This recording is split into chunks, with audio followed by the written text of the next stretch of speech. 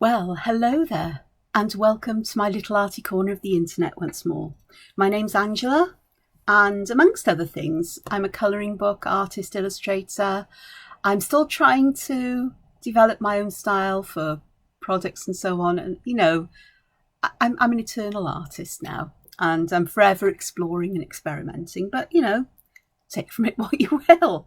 I'm not an expert. I don't think I've ever said this. I'm not actually sort of professionally trained as in an art degree or anything, but what I've learned has been by experiment and trying things out, and it draws upon my past and present really, because once you're a scientist you never stop being one, of that close observation and looking at things and having to draw things in a very precise kind of way so that other people understand what it is and recognise it, for scientific illustration, I suppose, of papers and theses and what have you. So I've got a background in that, and of course diagrams and graphs and goodness knows what else we do. But, I've been exploring my artistic nature more for the past 20 or so years, and I'm still continuing to do so. So this is where I left you, more or less, on Saturday, the last video. I didn't do a video yesterday. I'll just explain very quickly, because I really needed to focus on getting the last couple of templates for adorable dogs done, and they're done. They're all done, all inked in, all sent off. And though there may be a couple of mistakes, or not mistakes, but things that might need adjusting, I don't foresee anything else to be done with inking. My next job will be for the book site I create for Creative Haven by Dover.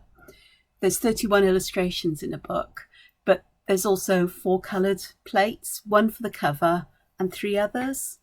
And I find it impossible to decide which 3 I would like to colour.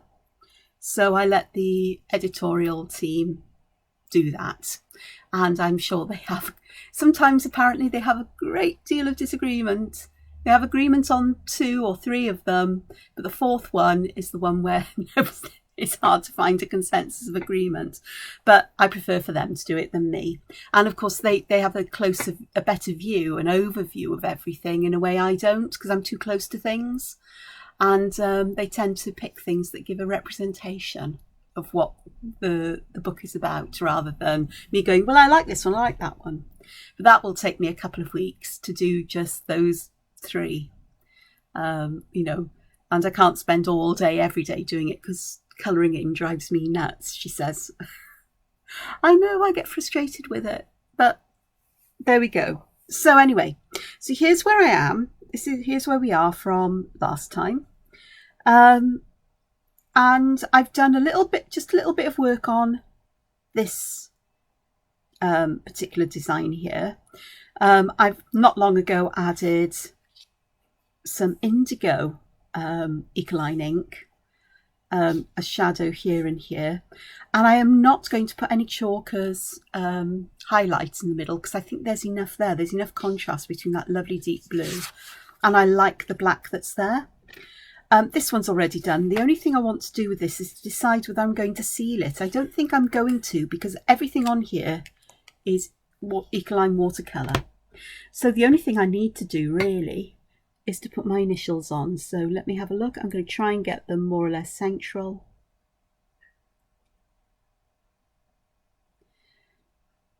Like that.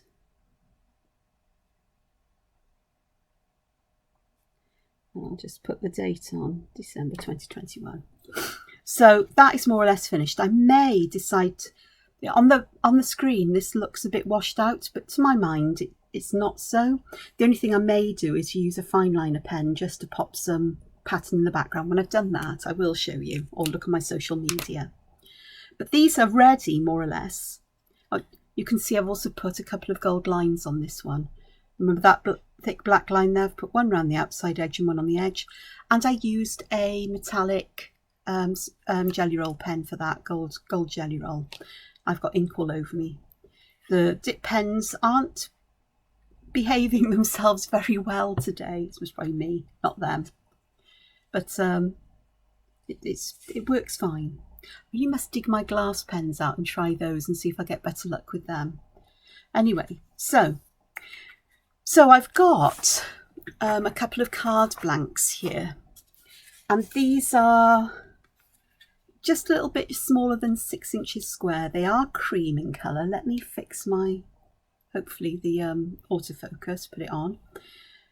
And if I pop these in the middle, if I pop that one in, it looks nice. I'm not fussed on the cream. I can't find my craft ones anywhere. And I also can't find my craft coloured mixed media paper, which I could use to make card blanks because it's easy enough to do. Well, I couldn't make 6 inch by 6 inch, but I could make one this kind of size. But what I'd like to do, I think, is to put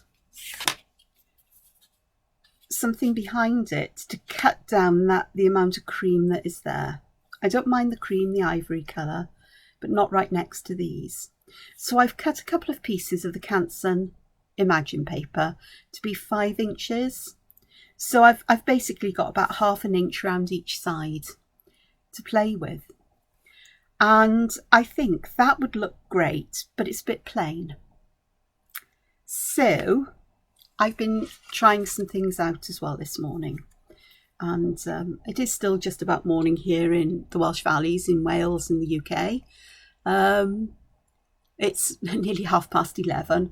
I actually managed to sleep until well past 8 o'clock this morning. After waking once in the night, I got back to sleep.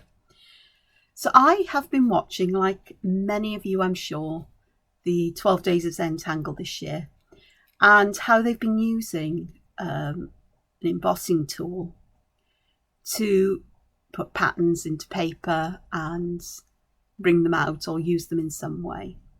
And so I thought, right, let's have a look and see what happens here. Now, let me talk you through this. It's upside down, of course, because I've got my glasses on. So this is one of my dotting tools. It's actually, you actually buy them or can buy them as nail dotting tools, nail art tools, dotting, dot mandala dotting tools. They embossing styluses. They're also used for parchment craft, pergamano, which I also have. I was almost tempted to put some vellum under here, not vellum as in the vellum the scribes used to use in Middle Ages, which was basically very fine stretch calf skin or goat skin, I think. It's paper. But if you use a tool like this and you draw on it and press gently, you get an indent on one side, but the other side, when you flip it over, you get a raised line that is white, and you can colour the back of the parchment and it dulls it and tones it down. So perhaps I'll show you that tomorrow, if I remember. But there's so many things I want to do with cards. So any recipients of cards who usually get cards from me may be finding I'm very late this year, but So if I have a look at this, so it's really easy. I use the finer end for this, and I actually don't have to press much on this. Now I'm going to angle my light, hopefully. Let me bring my light over. I meant to check this before. Why won't this move? I've got the cord caught onto my computer, of course, haven't I? Now let's see if we can actually get the indenting to show up. It's not easy, but I'll take my glasses off so I can see the screen.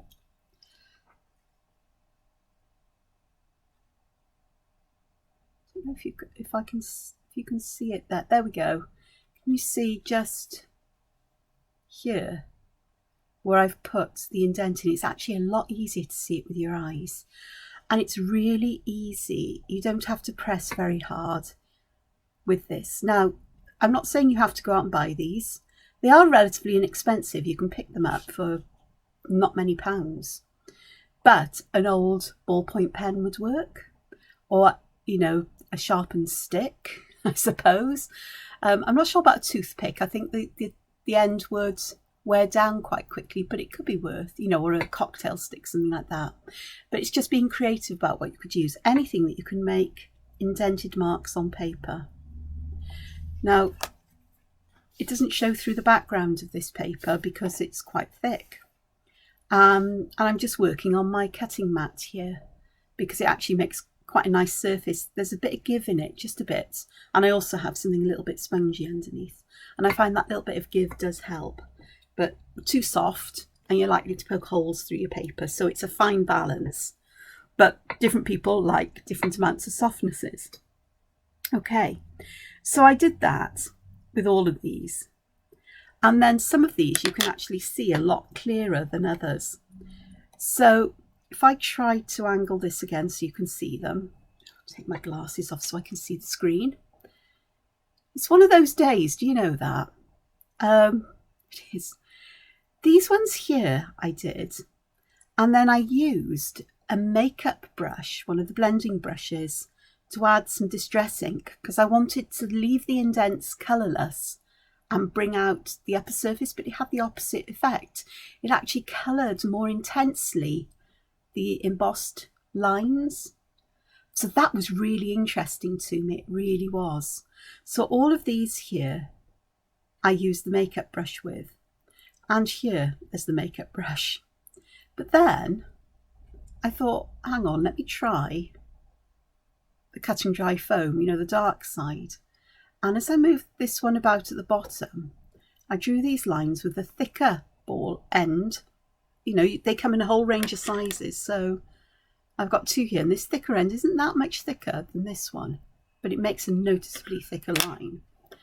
And you can see that this side, those lines are darker because I used the blending brush, but the other end, I used the black side of the cut and dry foam. And it doesn't put ink down into that embossed area, which it makes sense because the bristles of the makeup brush will find their way into that, but the flat, you know, the flat surface of that, the black foam side of the cut and dry foam won't do that, so it leaves it uncoloured. And then this one up here, I used a mixture, and it's not going to be easy to see, but I put a very fine amount of colour down on the paper. Then I drew the design into it so it was very lightly coloured. And then I used the cut and dry foam to add some more colour over the top. And I quite like that. This one, I used chalk pastels and a tortillon. So I just coloured lightly over all of this with chalk pastel and used the tortillon to spread it out. And it doesn't sink very much into the embossed design, but of all of them I prefer distress ink. Then I thought, okay, then I could do that, but I could also add a design in metallics, which is also possible. So I used some ink, gold ink here. It wasn't actually the Liquitex. I dug out some Spectrum Noir watercolor ink that I still have, that's gold. I found it while I was looking for some other paints, which I couldn't find. So I've got no idea where I've put those. And I tried that with dip pens. They didn't want to cooperate with me today. And with brushes, it works okay. Because I haven't got much of a control over brushes today. I haven't got much of a control over anything. But then I went and got a set of, where did I put them? I put them somewhere, bear with me a mo. Oh, under here, no. I have put them somewhere. Oh, there, right in front of my eyes. These are a set of iridescent watercolor ink paints. They've got mica in them that's coloured, and they're so many different colours and they're lovely. So the greens are here, which I wanted to use. You can mix them to make colours, so it'd be quite nice to mix this with a darker blue to bring out more an evergreen colour, I suppose, or to mix that with a green, a dark green. But I didn't do that. I just used them straight out the pan, as well as this reddish colour over here for some berries and some dots. And they're really nice. It's just me making sure I use the right brush for this, because you could blow them into dip pens and so on, but that's a bit of a pain. And of course my mind has remembered that somewhere in my stash I've got a product called Perfect Pearls, which is very, very fine. So it's bound to be mica powder that's sort of tinted, and it's actually really interesting stuff because it's got a resin binder mixed in with it. So it's dry and powdery, but when you add water, it becomes like a watercolor paint. You can use it just like that. And when it dries, those pieces get fixed to the paper, just like you would with watercolor paint. But they're so interesting because they're different colours on dark and light toned paper. And in the light, as the light changes, they move as well. So I've got choices to make. So I might dig those out, she says, to do something. So I've got choices to make here about these. All I've done is roughly put this in the centre, drawn around with pencil. So there's no way I want to pattern all of this paper if all I'm going to do is cover it up with this or the other one, which is over here. Let me just pop these out the way before I destroy them. And I'm just going to move my mug of tea, which has gone cold, over to one side where I'm less likely, possibly, I will be less likely to knock it over if I pop it on the windowsill beside me. Okie dokes. So I now need to decide. I'm going to use this. I'll do this one because this is more or less complete. And I think I'd quite like to, I want this to tie in. I don't want it to be different. So using print on would be quite nice. But I also think what would be really quite nice is to pop a border in around the edge. So I'm going to use the bigger tool of these two here to do that. Hopefully you'll get a view of it, I hope. Let's try. Don't know. Lighting angles. Note to self, which I'll instantly forget, is to check these out and sort this out before I start doing this. But I think you'll get the idea. It's like drawing with a pen, but you're not using a pen. And trust me, you will be able to see where these lines are. Oh. Sometimes it can be really quite hard to move the ball along the paper. I wonder if the same trick would work with this as it does with Pergamano, with the I've got there, but I've overspilled in places, but that's fine. Just go and get some for a moment. I'll give this a go because I do want to make another line. So got it one. Okay. Just got to rub this over.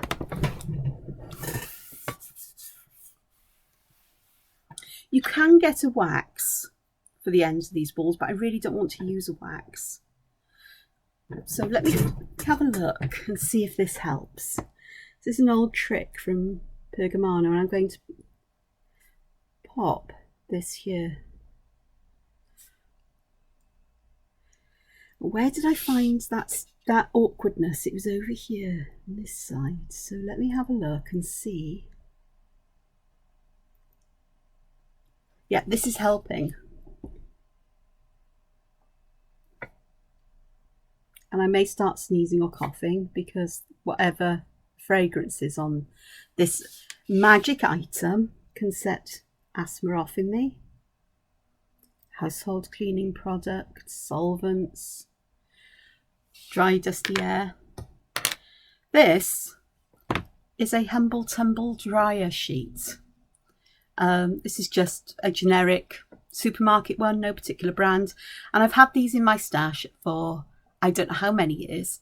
And they're also really useful if you are bothered by static cling. If you wear, sometimes I get it from my fleecy tops, and I just wipe inside them with one of these before I wear them, and it stops me having static electric shocks, not just from my clothes, but from anything I touch. So just a trick. So that worked really nicely. And it's also nice to keep it out and just run the ball you're using over it just to add a little bit there. They've obviously got some grease or something in there that's very fine, and it doesn't affect, from what I remember, it doesn't affect the paper at all in terms of adding distress inks or anything. So we're going to add some print on here, and I am using the smaller side, so I'm getting a finer kind of pattern here. And it's just all spirals that overlay one another.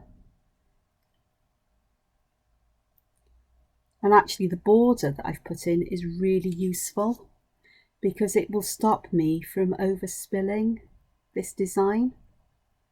You've got that feeling of there's that dip. Even if I go into the dip, I'm not going to run into areas where I don't want this. But it's just as quick to draw with this as it is with a pen. A little bit more pressure, which suits me because I tend to be pretty heavy-handed, but not a lot more. You can get ones that have got wooden handles. You can get cushioned ones from Pergamano, which I think is now owned by Clarity Stamps, I think it is. And they're very expensive for what they are, but they do have a thicker grip to them. Not that I'm saying that you should go out and buy anything. It's just I dabbled with Pergamano for a while, and I still do from time to time. I like to draw on parchments in the way that I normally would. It's a different medium, it's a change, it's something a bit different to do. It's what I would normally do. And it's nice to change things around. Drawing is always what I return to. Always. And if I remove my glasses, I'm trying to find out how to get this. So you can, I think, there we go. You can begin to see it here. There we go. So I'm going to just stop the video for a moment, and I'm going to come back once I've done all of this for the next step. That would make sense, wouldn't it? See you in a moment. And here we are, all done. It didn't take that long to do, but I think it could be very tedious just watching it.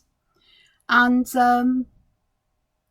I do want to remove the pencil line, she says, because I don't want that peeking out. And I'm just going to check that this actually will sit in the centre quite nicely, which of course you can't see, but it does, I think. There's a nice little edge around it. Now again, I've got choices for that, haven't I? I am so tempted to do it gold as well, because I think that would just help to lift this a little bit. And if I just pop this underneath, you can see that it works quite nicely, I think. But the white is, or the slightly off-white is a bit ugh. So if I go back to this, I don't think bundled sage would necessarily be a good idea here. I've got this lovely bluey green, but I've also got this colour. And it's so hard to know what to do with this. But let me have a look. Ooh, because I think greens would be quite nice because they will tie in with the holly more than anything else. I was thinking of red. So let me have a look, because I've got some scrap paper. Yeah, the offcuts are very useful. So let me have a look. Let's have a look for a red. Glasses back off. I don't think I want to do blue. Definitely not blue. I really don't want to do brown. But I'm wondering about red, to pick up that red that's in the berries. So let me have a look. I've got, this one is it's candied apple. So let me just have a look here, because I think that might go quite nicely with, it's quite a strong red, but it's a really lovely kind of red. So let me have a look. Oh no, I don't think so. I don't think red's not going to do it. That's the reddest red I've got. It's Crackling Camp. Oh, Festive Berries. Let's have a look at Festive Berries. So that may be more, oh gosh, yes, that's more of a festive colour, isn't it? You can see the difference in the tone. So let me have a look and see if I prefer that. So there's that, and then we'd have this. It's a way of just looking. I don't know. I'm not going to discount it instantly because I'm going to go to the greens, and let's try, because round the outside is mainly evergreen bough. So let's have a look at evergreen bough here.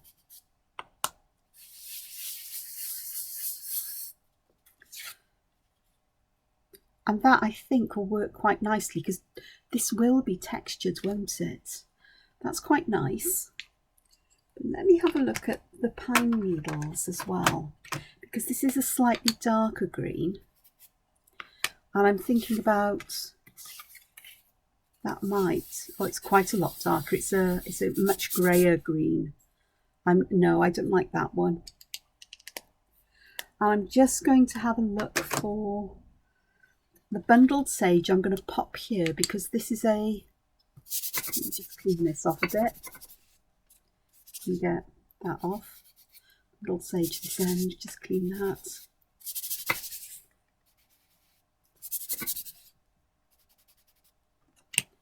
Let's have a look at bundled sage over here. I do like bundled sage, but that doesn't really look like it.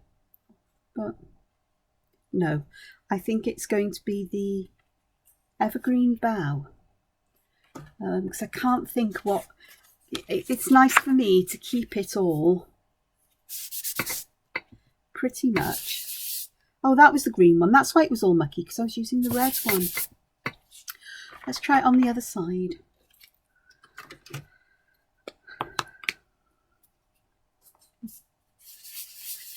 Oh, that's a better colour.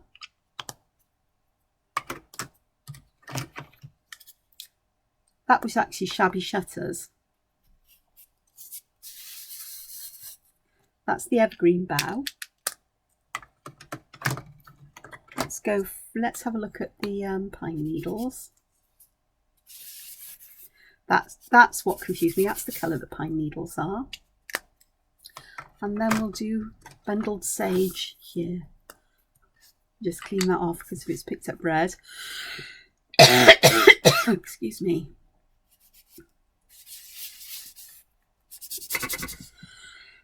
That's not bundled sage, that's still the evergreen bough.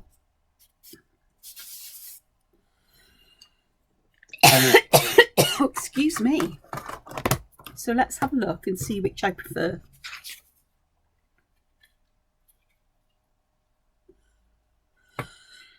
Oh, it's the dry sheet has got to me. That's quite nice. That's too similar, which is the pine needles. That green is darker, but I'm not sure it's dark enough. That's the bundled sage. I think I'm going to go with the pine needles, to be honest. Okay, let me just pop this one in. It's all mucky now. I'll try and remember to clean it off before I use it next. Ain't no guarantee of that with me. Okay. So pine needles. Doesn't matter where I go around this, as long as I'm not going to try and stay to the edges. Going inside is fine. But I don't need to colour all of it. Let's just do that and let's have a look.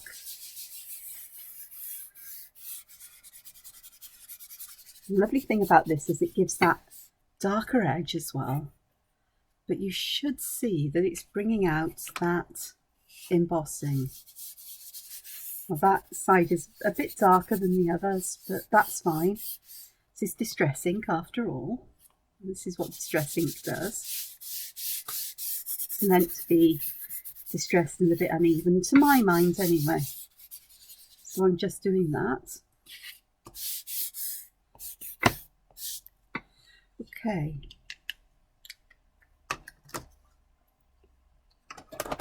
This could actually be one way I could happily use distress oxides. If I pop that in there, that actually sits quite nicely on that. And I do think this would benefit from some gold in there. Do you think? I think so. A couple of ways I could do that. I could use the metallic gold ink again, which is actually fairly close to hand, and that colour then would tie in.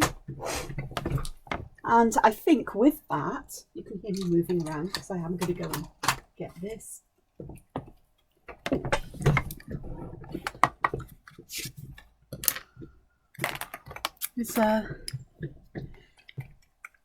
Just need a brush. I'll be back in a moment. I need a palette.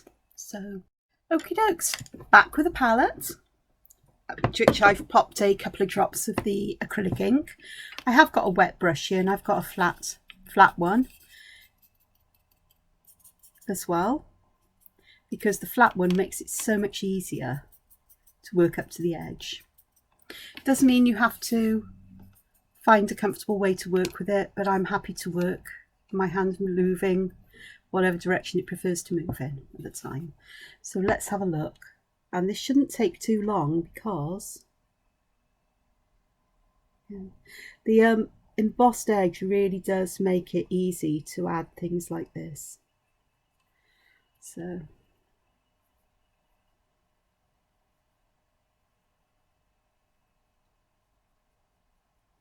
and this shouldn't take too long to dry either. But I just need to make sure that I'm doing a wide enough border of gold that it will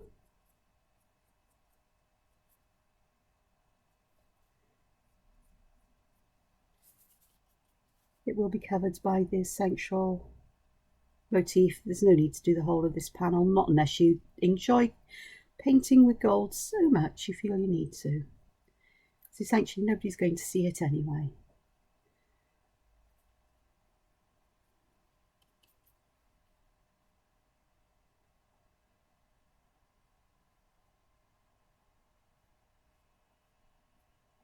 And this may pick up some of the green, so it ends up having a greeny hue to it, but you won't really notice it. And I'm not too worried about brush marks because there's going to be such a tiny area that's visible that this isn't that important in some ways. Okay, let's have a look.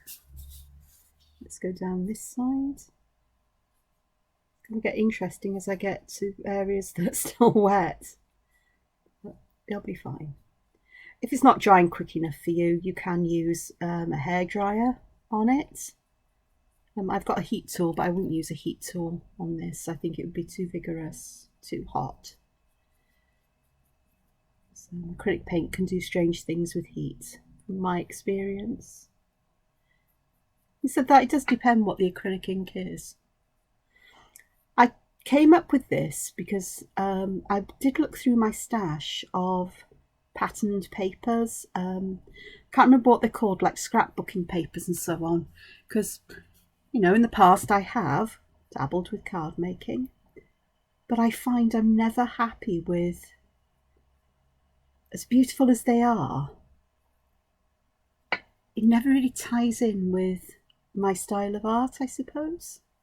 And there's just something lovely about making something unique to go with a particular card. I just think that there's, you know, it is lovely. Again, I'm not too worried here about this. So I was thinking how I could do this, and I was thinking about colouring well, I knew I wanted to colour paper because whatever colours I looked at, the first thing was no. because the Distress Ink palette is, you know, it is Distress Ink, so you need things that blend in with that, really. So the colours weren't just weren't right, and the ones that I did like were for some reason wedding themed. Don't know why that was the case, but there we are. You find things in card making, supplies for card making and scrapbooking, that sometimes the title doesn't really represent what's inside. I suppose they put an eclectic mix of things in there for people to make use of for all kinds of, or perhaps it was a wedding themed set, I don't know, because I've lost the cover, so who knows. But certainly have it's just a nice thing to do. It doesn't take that long. Well, I suppose it does, but it's an enjoyable time to spend doing things. And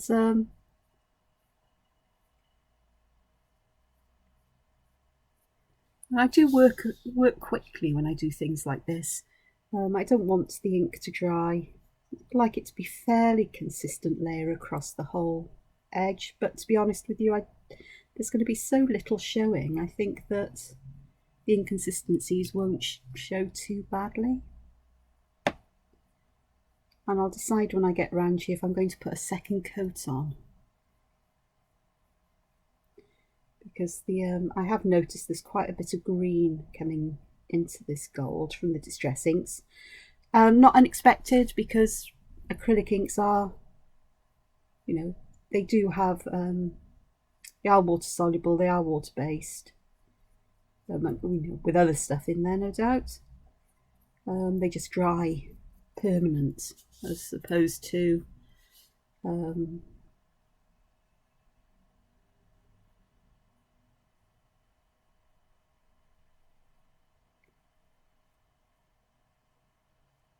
water soluble media like watercolor, Distress Inks. We'll have a look now and see if it's picked up too much green. But there we go. How long's that taken me? It was 6 minutes since I started, and I've spent some time fussing faffing. Over here it's a bit patchy, so I am going to go back over this edge. Because it's okay to do that. Again, because it's acrylic ink, you won't shift what's underneath, which you can do if you're using gouache, however you want to pronounce it, the opaque watercolour, which isn't quite an accurate description of it. It is opaque and it is a watercolour, but you don't use it in the same way that you use watercolour paints because of its opacity. Okay, let's have a look here.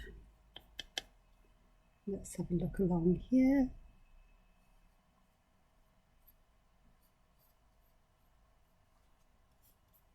I think I've put just the right amount of ink out for this, which is fabulousness. And this is the first time I think I've ever successfully used a flat brush. But it's absolutely brilliant for doing this.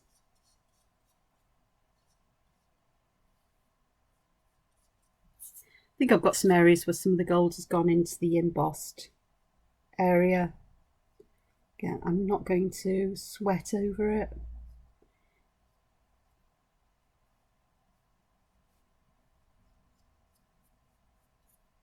I've said before, my brush skills are not legendary. Not by a long shot, are they?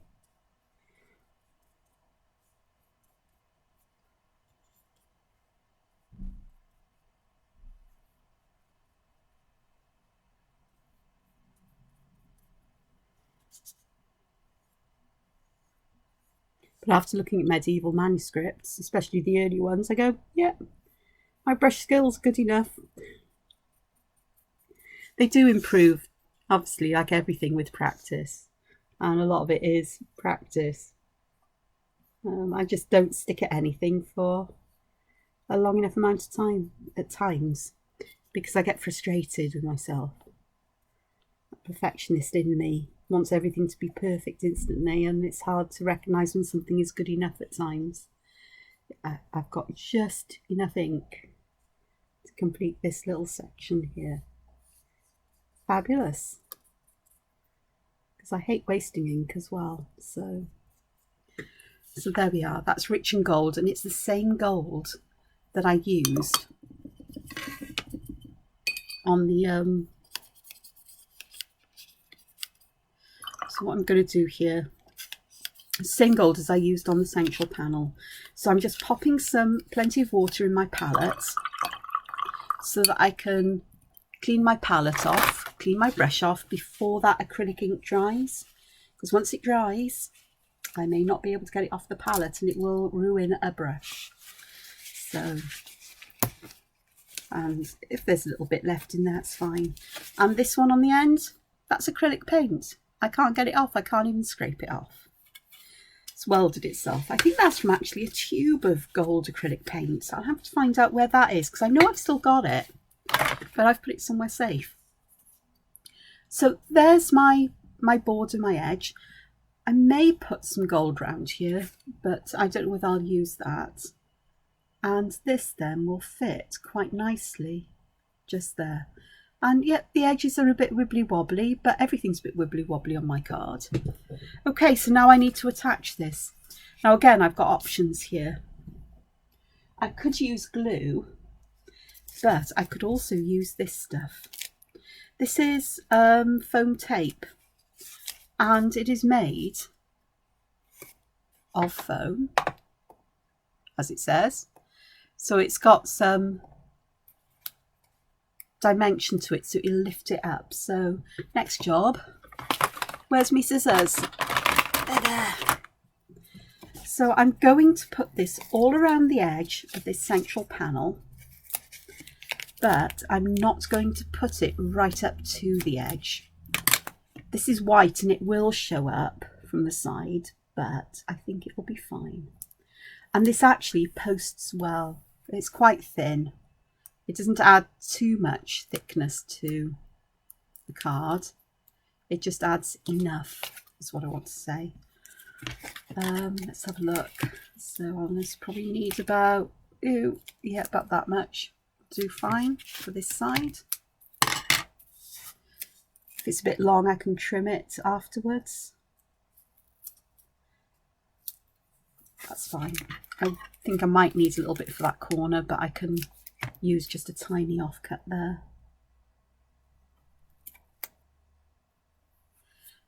Cool, that works nicely. And then I think to here will be fine. And the most important thing to do if you're using this foam stuff is to make sure you support the middle, because you really don't want a saggy middle. If there are little gaps around the edge, it's not as crucial, but we do need some support there.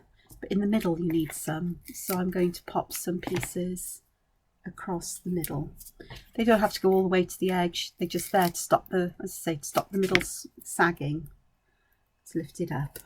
It doesn't take long to do. I'm no expert at this, by the way. My card making skills are not legend. I'm not sure if anything about me is legend. Now I've got that tiny little bit left, so it's going to get popped onto, I'll just pop it onto the outside of the roll here and keep it, because that could come in useful for a piece like that on the next card. So all that ink is now dry. So I am going to take all of these plastic bits off. This is where I get trouble with static cling. Everything wants to stick to me that can do. Okay, and once this is done, then I can adhere the whole panel onto the, it's stuck to me, go. Onto the card base. Now, I know there are card makers who put glue onto this foam before they do that, because it helps you to slide things around a little bit, and it also makes sure it sticks, because sometimes the sticky on foam tape isn't as sticky as you'd like it to be. So I'll get my little glue here and I'll pop some just a thin layer along. I think it is pretty sticky, but now I've stuck something to it, it won't be pretty sticky. So just spread these out just a little, and that'll help me perhaps be able to adjust it just slightly if I need to. I've now got my fingers stuck to it. It's sticky. I perhaps didn't need to do the glue, but this is the hard bit, because you know, realistically, I'm aware that I may only have one shot at getting this on.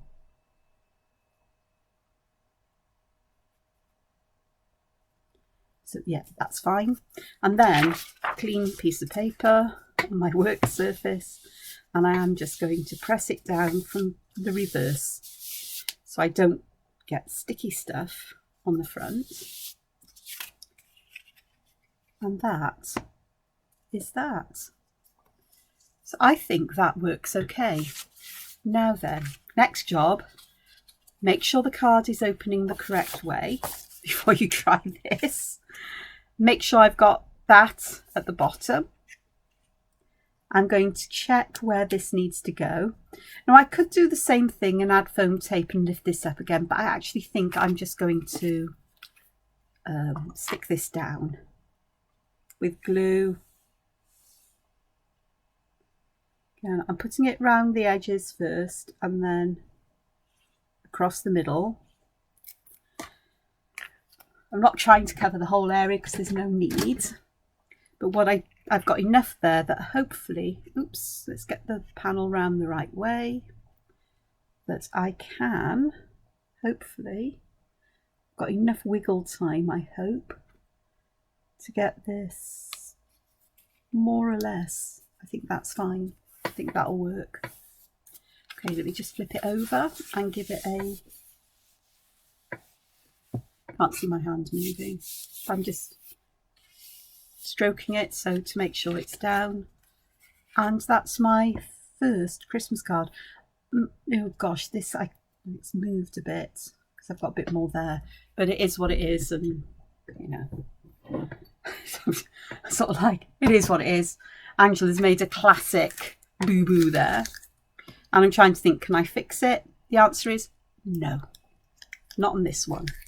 It's not fixable, that, because I can't pick the middle panel up and move it. I could fix it by cutting that out and redoing it, but I'm going to leave it as it is. So, I can't believe I did that. What a muppet. Oh well. But there's plenty of shine and sparkle there. I'm just gutted. Would it? No, it won't. There's no way that's going to move because it's got the foam on. But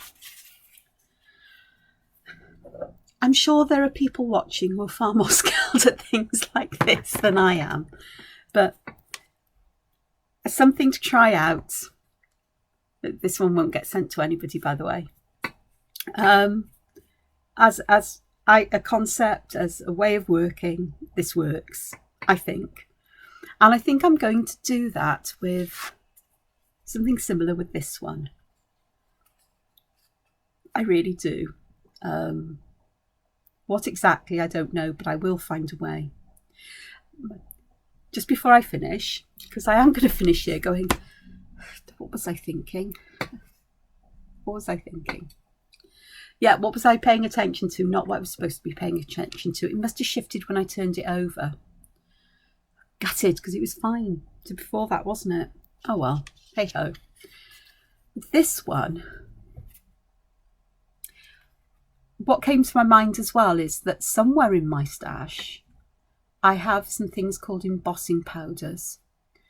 Embossing powders are very finely ground pieces of plastic that you can get to temporarily stick to either sticky ink or even water on paper, or glue, or sticky tape or anything. And then to get them to set, you melt them with a heat gun and they become, it's like magic. You see this dull powder with the heat, as it melts, it becomes suddenly shiny.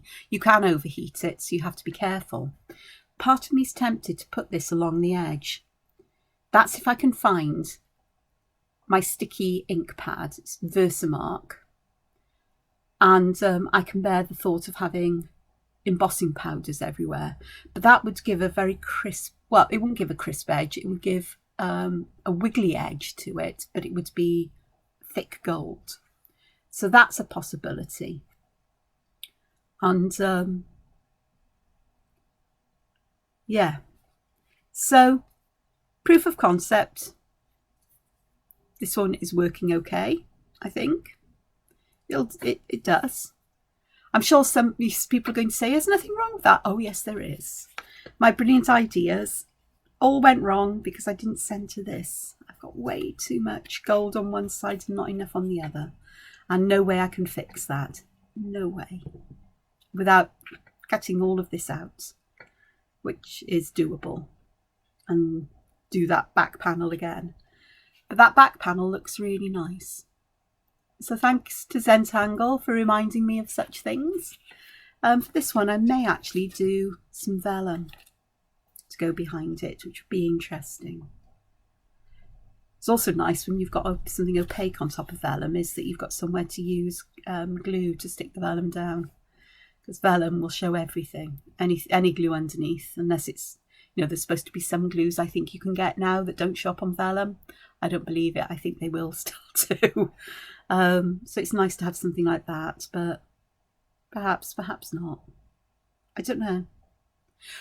I'm sure you'll let me know what you think. Got so far mucked up, but close. And the other thing I wanted to do is I do have envelopes, matching envelopes. And envelope art is something that is really nice to do.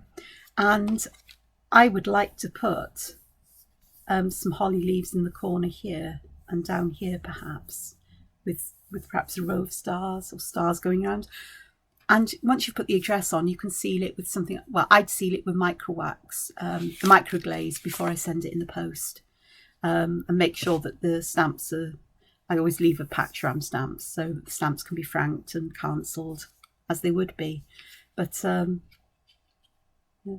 envelope would be quite nice, decorated in the same way. And you can colour them with distress inks as well.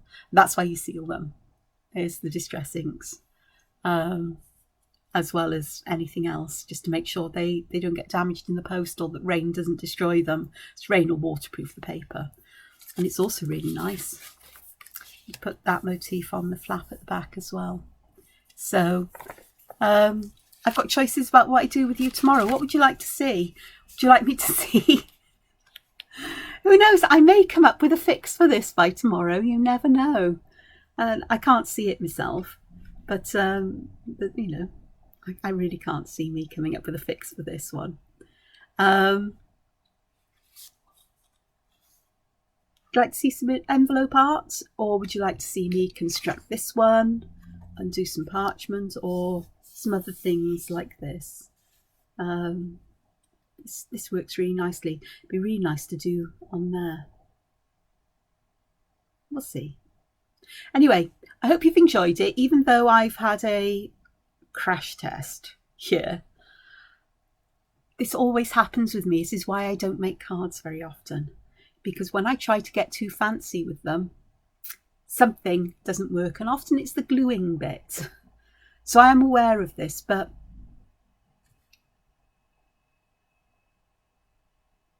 I'm not perfect, and I don't pretend to be. And this has worked out nicely, but it is more of that proof of concept, trying things out, I think now, because I can repeat this design, I can repeat these, and I've got the rest of my day to do with as I will, because I finished my contract mostly, and I'm going to have some time off dogs for a while and just enjoy myself. So do take care of yourselves. I hope you think about trying this kind of embossing idea, because it is really interesting. And if you want to see more about that with Zentangle, then look at Zentangle's videos. You can find them on YouTube, just searching for Zentangle 12 Days of Christmas, or 12 Days of Zentangle it is. And they've got lots of ideas for embossing. And that just sparked a memory in me of doing it. So yeah, take care of yourselves. Find time to be creative, and hopefully I'll see you again soon.